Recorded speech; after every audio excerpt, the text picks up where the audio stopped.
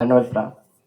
जैसे आपने बताया कि ब्रज का मतलब होता है जाना, तो भगवत गीता के 8वें अध्याय के 65वें श्लोक जो है, 66 या 65 में से, कि सर्वधर्मान् परित्यज्य माम एकम शरणं व्रज अहम त्वाम सर्व पापेभ्यो मोक्षयिष्यामि मा शुचः।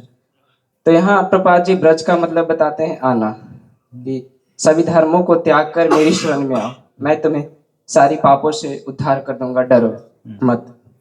तो फिर ब्रज का मतलब आपने बताया जाना और यहाँ आना, तो आना जाना एक ही बात है। जाओगे नहीं तो आगे का हम बोलेंगे आपको आओ, वो बोलेंगे जाओ, एक ही बात है, काम एक ही। धन्यवाद, थैंक यू। हाँ, आओ इधर आओ, माता जी बाद में लेता हूँ, ये पहले हाथ उठाए थे।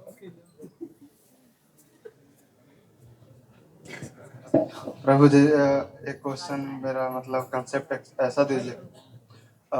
जैसे कहा जाता है कि कण कण में भगवान है, तो क्या ऐसा कुछ बता सकते हैं? हम नहीं महसूस कर पाते हैं, तो ऐसा कुछ हमको ज्ञान दीजिए कि हमको लगे कि हाँ, वास्तव में हर कण में है, हमको दिखे ऐसा।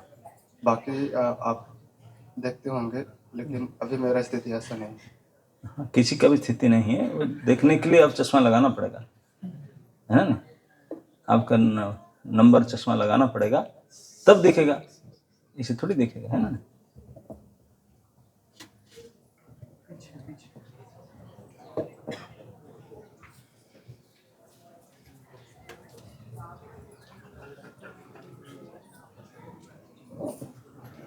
हरे कृष्ण महाराज,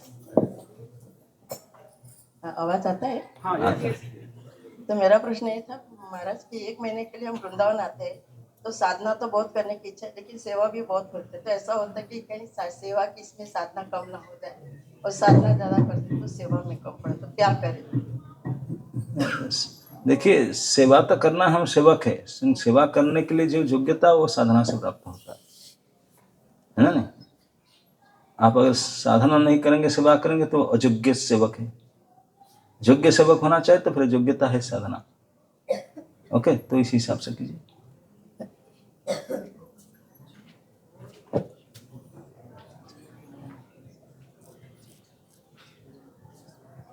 लास्ट क्वेश्चन, उसके बाद मेरा क्वेश्चन।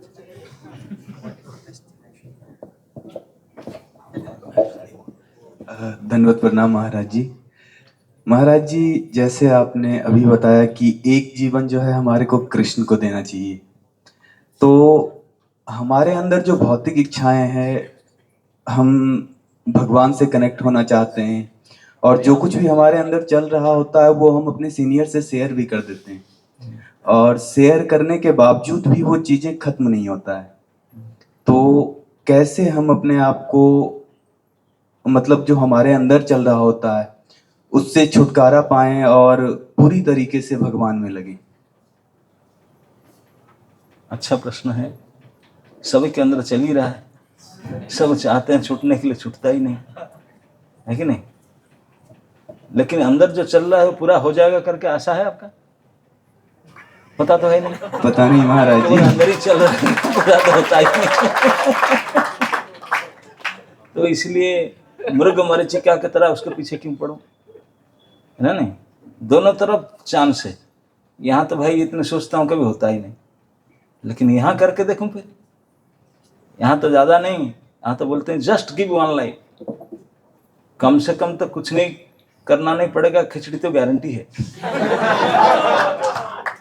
ना? नहीं, यहाँ तो ये है गारंटी। तो इसलिए अब उस इच्छा के पीछे छोड़ करके उस इच्छा के पीछे आ जाएंगे। अगर देखिए, जो इच्छा होता है ना, हम लोग जब फायदा सुनते हैं तो फिर उसी इच्छा होता है। जिस चीज के बारे में सुने अच्छा ये होता है तो वही इच्छा करेंगे। तो इच्छा क्रिएट होता है एसोसिएशन से। अब ध्यान से सुनिए, इच्छा हमारे मन में कहाँ से पैदा होता है? संग से ही इच्छा करने का विचार आता है। जैसे संग होगा ऐसे रंग चढ़ेगा। तो भक्तों के संग करो और छूट जाएगा, फिर वही हो जाएगा।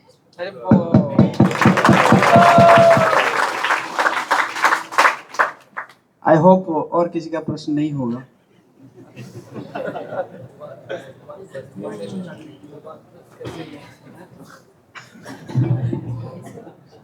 दंडवत महाराज जी। महाराज जी हर दिन सुबह बोलते हैं कि धन एकत्र करने की कोई कामना नहीं है, लेकिन फिर भी अंदर रहता है। वो जा नहीं रहा, वो मतलब कि कैसे? नहीं, धन एकत्र कर कामना रखो, लेकिन आप लिए मत रखो, ये ठाकुर जी के लिए करो। ओके। लेकिन गृहस्थ जीवन में ऐसा लगता है कि भविष्य में अगर हम नहीं रखेंगे तो आगे जो जिम्मेदारियां हैं उसका क्या? तो कृष्ण को भरोसा रखो ना, आगे पीछे वही है। आपके धन क्या करेगा? धन बचा नहीं सकता, कृष्ण ही बचा। लेकिन कुछ रखो, वो भी कृष्ण की इच्छा से ही काम करेगा।